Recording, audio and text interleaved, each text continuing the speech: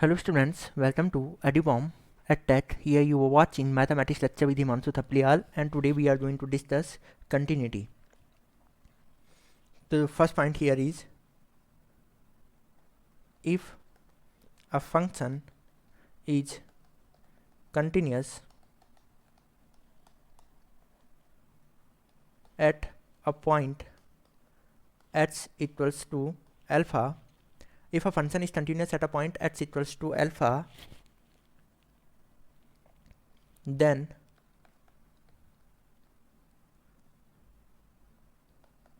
left hand limit at x equals to alpha is equals to right hand limit at x equals to alpha, and the functional value at x equals to alpha, all values should be equal. और alpha क्या है यहाँ पे? Intermediate point है. Alpha क्या है यहाँ पे? इंटरमीडिएट पॉइंट है. Mediate point. Intermediate point means let suppose ये आपको ग्राफ दिया है, ये कोई ग्राफ है, इसका ये अल्फा कोई पॉइंट है, एच इक्वल्स टू अल्फा, ये एक्स एक्सिस है, तो अल्फा कोई इंटरमीडिएट पॉइंट है, तो उसके लिए आप क्या करोगे? लेफ्ट हैंड लिमिट, यानी कि अल्फा की ओर from the left hand side, और अल्फा की ओर राइट हैंड साइड से आओगे, वहाँ पे लेफ्ट हैंड लिमिट चेक करोगे, राइट हैंड लिमिट चेक करोगे, और उस पॉइंट पे फंक्शन की वैल्यू चेक करोगे. यदि ये तीनों की तीनों वैल्यू क्या आती हैं? बराबर आती है, then you can say the function is continuous. Then you can say the function is continuous. यदि तीनों वैल्यू में बराबर नहीं आती है, then you can't say the function is continuous. उस टाइम पे फंक्शन को क्या कहा जाएगा? डिसकंटिन्यूस कहा जाएगा. तो left hand limit, right hand limit, अगर मैं इन दोनों को मिला के यहाँ पे नोट कर लूँ तो दैट इज लिमिट, यानी कि लेफ्ट हैंड लिमिट कितना हो जाएगा यहाँ पे? लेफ्ट हैंड लिमिट ये हो जाएगा यहाँ पे limit x tends to alpha from left hand side है ना, तो यानी कि अल्फा की ओर फ्रॉम लेफ्ट हैंड साइड से आप आ रहे हो. Limit S tends to alpha minus F of X is equal to right hand limit. तो कैसे कंसिडर करोगे यहाँ पे? राइट हैंड लिमिट को लिखा जाता है limit x tends to alpha plus और एफ ऑफ एक्स, और यहाँ पे एफ ऑफ अल्फा, ये तीनों वैल्यू में क्या होनी चाहिए? बराबर होनी चाहिए. Left hand limit, right hand limit और फंक्शनल वैल्यू, ये तीनों की तीनों क्या होनी चाहिए? बराबर होनी चाहिए. और हम इसे ऐसे भी डिनोट कर सकते हैं, हमने क्या लिख लिया? इन दोनों को मिला के, इन दोनों को हमने मिलाकर यहाँ पे लिख लिया limit x tends to alpha F of X is equals to functional value at that point. तो फंक्शन क्या कहा जाएगा यहाँ पे? कंटिन्यूस कहा जाएगा उस पॉइंट पे. बाई चांस वो अल्फा इंटरमीडिएट पॉइंट ना होने के बजाय कोई एंड पॉइंट होता, तो यहाँ पे इफ, यहाँ पे नोट करके, if alpha is left most point of graph, alpha क्या हो? लेफ्ट मोस्ट पॉइंट हो ऑफ दी ग्राफ. जैसे कि ये गिवन है, ये ग्राफ है, ग्राफ का अल्फा क्या है? अल्फा यहाँ पे X equal to alpha left most point है. तो यहाँ पे अगर आपको कंटिन्यूटी चेक करनी है, तो यहाँ पे आप केवल अल्फा की ओर राइट हैंड साइड से आ सकते हो, और सेकेंड यहाँ पे फंक्शनल वैल्यू कैलकुलेट करोगे. तो right hand limit at x equals to alpha and कौन सी value? Functional value at alpha, ये आप चेक करोगे. यानी कि इसे लिखने का दूसरा तरीका हुआ limit x tends to alpha plus F of X is equals to F of alpha. तो यदि किसी फंक्शन को क्या होना है यहाँ पे? कंटिन्यूस होना है, तो वहाँ पे limit S tends to alpha plus F of X is equals to क्या होना चाहिए? एफ ऑफ अल्फा के बराबर आना चाहिए. Then we can say this function is continuous at that point. By chance यदि क्या हो जाए, वो पॉइंट राइट मोस्ट पॉइंट हो जाए. सेकेंड पॉइंट है यहाँ पे, if alpha is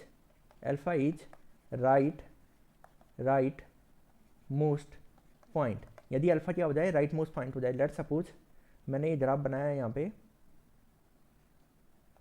x equals to alpha, alpha क्या है यहाँ पे? राइट मोस्ट पॉइंट है. अल्फा क्या है यहाँ पे?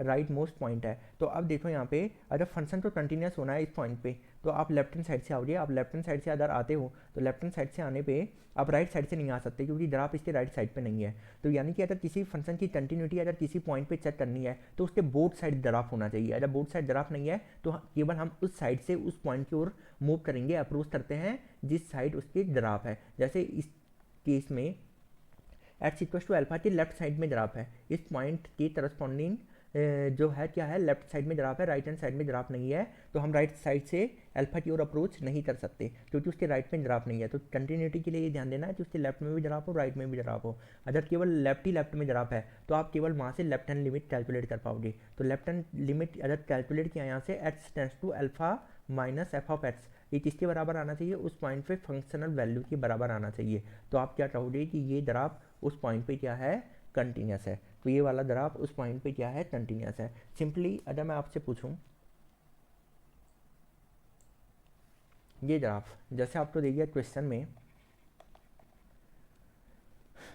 एफ ऑफ एक्स गिवन है X square plus 7 divided by X minus 3, तो at x equals to 9, at x equals to 9 पे ये ग्राफ कंटिन्यूस है या नहीं है, तो आप कैसे कैलकुलेट करोगे, तो इसकी लिमिटिंग वैल्यू कैलकुलेट पे निकाल दोगे, 9 पे निकाल दोगे। तो इसकी लिमिटिंग वैल्यू आपने क्या निकाली, चाहे लेफ्ट हैंड निकालो चाहे राइट हैंड निकालो, दोनों की आएंगी सेम आएंगी। तो लिमिट एस टेंस टू आपने क्या निकाल दिया, 9 निकाल दिया। तो इसकी लिमिटिंग वैल्यू हम कैलकुलेट कर रहे हैं X square plus 7 divided by X minus 3। The limiting value of this will be, तो 9 पे ये वाला वैल्यू एक्स स्क्वायर किस वैल्यू की ओर अप्रोच करता है, 81 को। Limit and X tends to 9, ये कितने को एक्स स्क्वायर कहाँ पे अप्रोच करता है, if X is approaching to the 9 then X square will approaching to the 81 plus 7 and this X will approach 9, तो ये कहाँ जा रहा है 9 माइनस 3, तो ये कितना हो जाएगा 81 and 7 that is 88 and 9 3 that is 6। तो 2 से डिवाइड करने पे ये 3 टाइम और 2 से डिवाइड करने पे 44 टाइम, तो आंसर विल बी 44/3। तो इसका लिमिटिंग वैल्यू तो कितना आ गया 44/3। Now we are going to calculate functional value. तो फंक्शनल वैल्यू इसका कैलकुलेट करना है, तो you have to just put 9 here. तो 9 पुट करने पे 9 square plus 7 divided by 9 minus 3, तो ये 88 divided by 6 that is 44/3। Since the limiting value and functional value are equal, limiting value and functional value are equal, so you can say that this is a continuous function. Since limiting value that means x tends to 9 f of x is equals to f of 9, so this function is continuous function। तो ये function क्या है आपका, एक continuous function हो गया है। let's suppose one more example here, जैसे हमने यहाँ पे लिया है क्वेश्चन गिवन है आपको, let F of X log to the base E 1 plus x whole power 1 plus x minus X whole divided by x square, then find the value of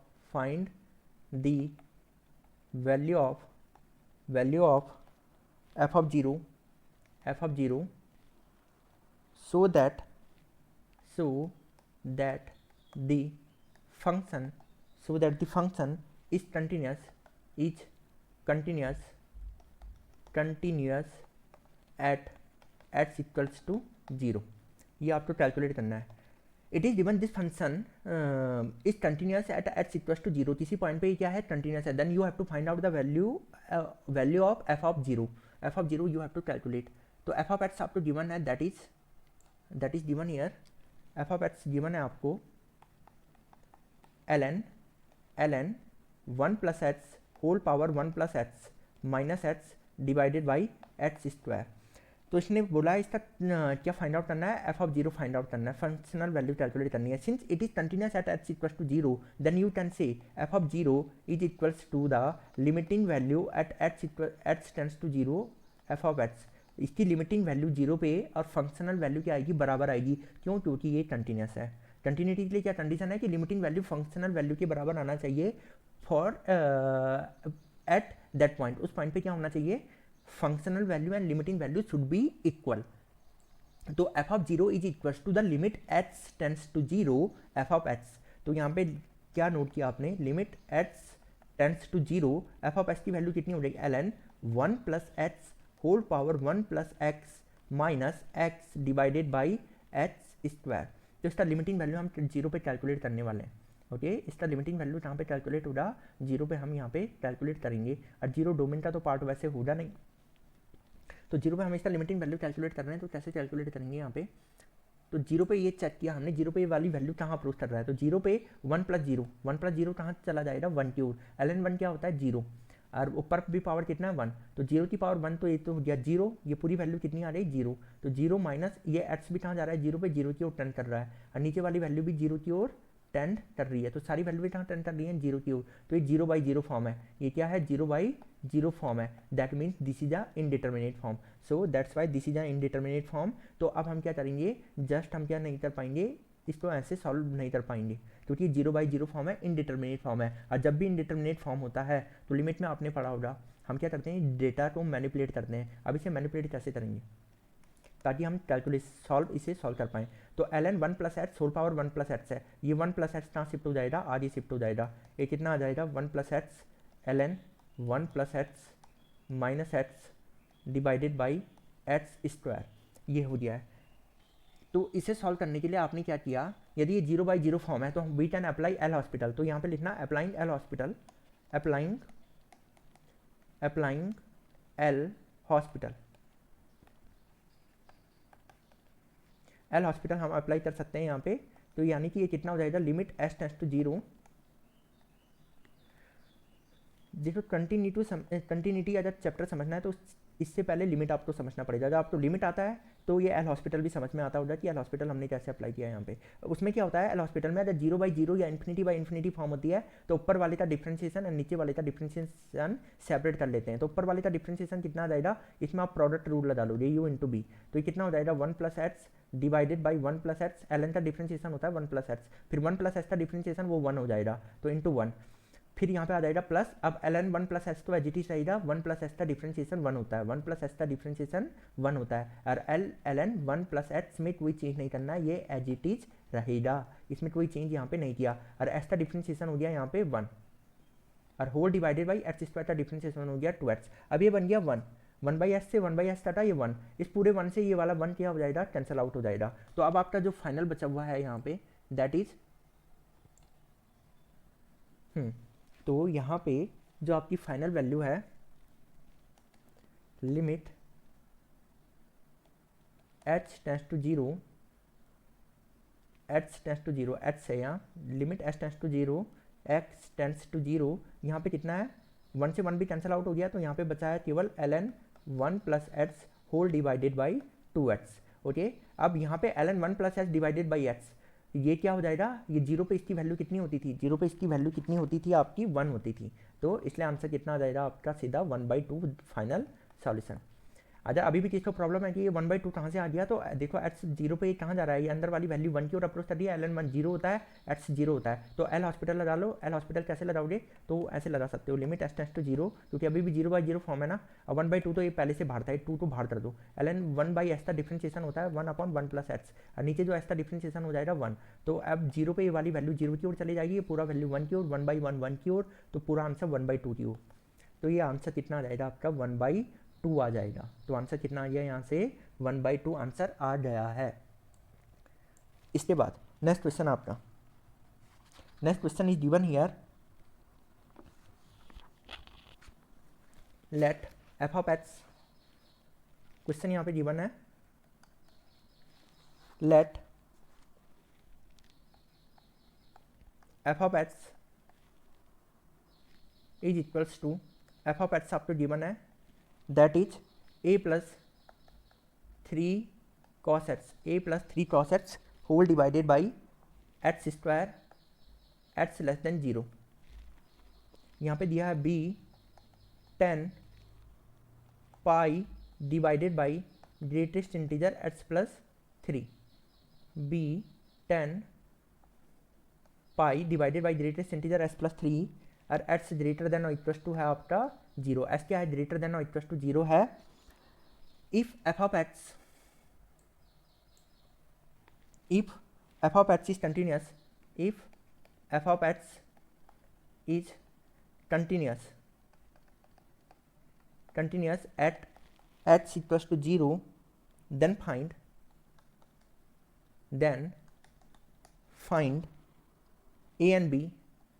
a and b, और ये वाला symbol है जो ये वाला, ये greatest integer को represent करता है, okay.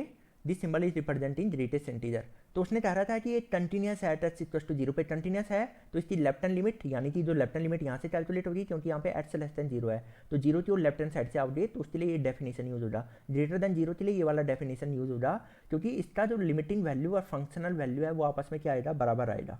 Limiting value and functional value क्या आएगा, यहाँ पे बराबर आएगा।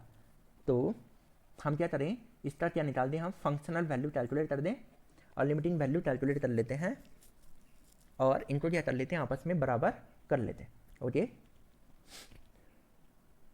तो अब यहाँ पे आंसर देने के लिए आपको किस चीज़ का वैल्यू कैलकुलेट करना है, ए एंड बी का वैल्यू क्या करना है, यहाँ पे कैलकुलेट करना है। तो सबसे पहले अगर आप लेफ्ट हैंड लिमिट निकालो, तो लेफ्ट हैंड लिमिट कैसे कैलकुलेट करोगे, तो लेफ्ट हैंड लिमिट कैलकुलेट करने के लिए कौन सा डेफिनेशन यूज हो रहा है, ये ऊपर वाला। क्यों हुआ, क्योंकि यहाँ पे एट से लेस देन 0 है, तो limit at tends to 0 minus left hand side से 0 की ओर आ रहे हो, तो ये a plus 3 cross x divided by x square, a plus 3 cross x divided by x square. अब उसने कहा है क्योंकि ये फंक्शन कंटिन्यूस है एट एक्स इक्वल टू 0 पे, तो एक्स इक्वल टू 0 पे ये कंटिन्यूस है, तो ऑब्वियस सी बात यहाँ पे ये है कि ये जो पूरा वैल्यू है ये 0/0 का फॉर्म बनना चाहिए, ये 0/0 फॉर्म बनना चाहिए। क्यों बनना चाहिए, अगर ये इनडिटर्मिनेट नहीं बना, इनडिटर्मिनेट फॉर्म नहीं बना, तो ये क्या आ जाएगा, ये क्या हो जाएगा, डस नॉट एग्जिस्ट आ जाएगी ये लिमिट, क्योंकि उसने कह रखा है कंटिन्यूस है, तो ये लिमिट एग्जिस्ट कर रही होगी। ये लिमिट कब एग्जिस्ट कर रही, जब ये 0/0 फॉर्म बनेगा। तो इस बात का मतलब ये है कि limit S tends to 0 minus पे ये वाली वैल्यू कहाँ अप्रोच कर रही होगी, 0 की ओर अप्रोच कर रही होगी। तो इस बात ने क्या इंप्लाई किया, limit h tends to 0 minus a plus 3 cross x, ये कितना आ जाएगा, ये 0 की ओर अप्रोच करेगा। तो 0 पे ये वाली वैल्यू कहाँ जा रही है, क्रॉस 0 1 होता है, तो ए प्लस 3 की ओर ये लेफ्ट हैंड साइड कहाँ चला गया, ए प्लस 3 की ओर, क्रॉस 0 1 होता है ना, ये 0 पे 1 की ओर अप्रोच कर रहा है, तो क्रॉस 0 1 हो गया, तो ये ए प्लस 3 बराबर 0, तो ए बराबर आ गया -3, तो ए की वैल्यू कितनी आ जाएगी आपकी -3 कैलकुलेट हो रही है। अब ए की वैल्यू -3 कैलकुलेट हो रही है, तो आप लेफ्ट हैंड लिमिट कैलकुलेट कर सकते हो, तो ए की वैल्यू डालो वहाँ पे -3, तो ए की वैल्यू वहाँ पे पुट की आपने -3, तो नाउ लेफ्ट हैंड लिमिट, अब हम लेफ्ट हैंड लिमिट निकाल रहे हैं, जब ए की वैल्यू कितनी आ रही है, ए के प्लेसेस पे कितना आ गया है, -3 आ गया है। नाउ लेफ्ट हैंड लिमिट, तो ये कितना आ जाएगा, लिमिट एक्स टेंड्स टू 0, अब हम लिमिटिंग वैल्यू कैलकुलेट कर सकते हैं यहाँ से, ये कितना आ गया, -3 plus 3 cross x divided by x square. अब यहाँ से -3 आपने बाहर क्या ले लिया, कॉमन ले लिया, -3 क्या कर लिया हमने यहाँ से बाहर कॉमन ले लिया है, तो ये आ जाएगा limit x tends to 0 minus -3 बाहर कॉमन ले लिया, -3 यहाँ बाहर आ गया है, ये कितना आ जाएगा 1 minus cos x divided by x square, 1 minus cos x divided by x square. अब यहाँ पे ये छोटा सा पॉइंट आपको ध्यान देना है, इसका जो लिमिटिंग वैल्यू आता है ये कितना आता है 1/2, ये कहाँ पे पड़ा था, लिमिट में, ये कहाँ से, लिमिट में, लिमिट वाले चैप्टर में ये वाली वैल्यू कितनी होती है 1/2 होती है। फिर भी अगर आपको प्रॉब्लम है तो 0/0 फॉर्म है, क्यों, क्योंकि cos 0 1 होता है, एक्स स्क्वायर भी कहाँ जा रहा है, 0 की ओर जा रहा है, तो 1 - 1 0/0 फॉर्म है। एल हॉस्पिटल अप्लाई कर दो, एल हॉस्पिटल में करते क्या है, ऊपर वाले का डिफ्रेंशिएशन अलग, नीचे वाले का डिफ्रेंशिएशन अलग, और दोनों का डिफ्रेंशिएशन कर दिया, फिर उसके बाद फिर से लिमिट चेक करो, एक्स इक्वल टू 0 पे ये वाला वैल्यू किस वैल्यू की ओर अप्रोच कर रहा है, then you can find out the limiting value of this. तो ये पूरा कितना आ जाएगा, ये 1/2 आ जाएगा, तो ये कितना हो जाएगा -3 इंटू 1/2, तो पूरा आंसर कितना आ जाएगा -3/2, तो ये कितना आ गया -3/2 कैलकुलेट होके आ गया है। अब यहाँ पे ये तो आपने लेफ्ट हैंड लिमिट निकाला, क्योंकि फंक्शन कंटिन्यूस है 0 पे, तो राइट हैंड लिमिट भी निकालना पड़ेगा। तो अगर मैं राइट हैंड लिमिट कैलकुलेट करूँ तो b10 पाई ग्रेटेस्ट इंटीजर s+3, तो कितना है यहाँ पे, ओके। अब मैं राइट हैंड लिमिट भी यहाँ पे क्या कर रहा हूँ, कैलकुलेट कर रहा हूँ। तो राइट हैंड लिमिट के लिए यहाँ पे ध्यान दो, राइट हैंड लिमिट, तो राइट हैंड लिमिट के लिए वहाँ पे जो दिया था, यहाँ पे कितना रहेगा, limit h tends to 0 plus, limit h tends to 0 plus, और वहाँ पे गिवन था आपको b, फंक्शन क्या दिया था, b10 pi divided by greatest integer x+3, greatest integer x+3 यहाँ पे गिवन है। तो देखो जो इसका लिमिटिंग वैल्यू आएगा वो भी किसके बराबर आएगा, -3/2 के बराबर आएगा। क्यों, क्योंकि उसने कहा 0 पे कंटिन्यूस है, तो लिमिटिंग वैल्यू क्या होनी चाहिए, इक्वल होनी चाहिए। तो लिमिटिंग वैल्यू कितनी आ जाएगी, इतनी आ जाएगी। तो क्योंकि left hand limit right hand limit के बराबर है, क्योंकि कंटिन्यूस है, तो हमने इसका राइट हैंड लिमिट कैलकुलेट किया। तो राइट हैंड लिमिट कितना आ जाएगा यहाँ पे देखो, x से जा रहा है 0 प्लस की ओर, तो 0 प्लस पे ये पूरा वैल्यू क्या हो जाएगा, मोर देन 3 हो जाएगा, यानी कि 3 पॉइंट समथिंग होगा। 3 पॉइंट समथिंग पे ग्रेटेस्ट इंटीजर इसे कितना बना देगा, 3 बना देगा। तो ये कितना हो जाएगा, limit x tends to 0 plus b 10, greatest integer ने इसे कितना बना दिया, 3 बना दिया। क्यों, क्योंकि यहाँ पे मैंने कहा 3 प्लस 0 प्लस 0 प्लस मतलब 0 में थोड़ा सी बड़ी वैल्यू, जस्ट लिटिल 0 प्लस का मतलब यहाँ पे हुआ 0 से थोड़ा सा बड़ा वैल्यू हमने यहाँ पे किसमें 3 में ऐड कर दिया है। Then this value greater than 3, then this value will be greater than 3 and greatest integer will make it 3 and greatest integer will make it 3।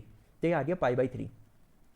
अब आप जानते हो 10 पाई बाई 3 कितना होता है, 10 pi by 3 that is 60 degree, तो 60 degree root 3। तो ये पूरा कितना बन जाएगा, लिमिटिंग वैल्यू पे ये पूरा कितना आ जाएगा, इसका लिमिटिंग वैल्यू रूट 3 b बराबर माइनस 3/2। तो so the answer will be, तो this implies that b is equals to minus root 3/2। तो b is equals to minus root 3/2। तो यहाँ पे हमने ये भी क्या कर लिया है, कैलकुलेट कर लिया है।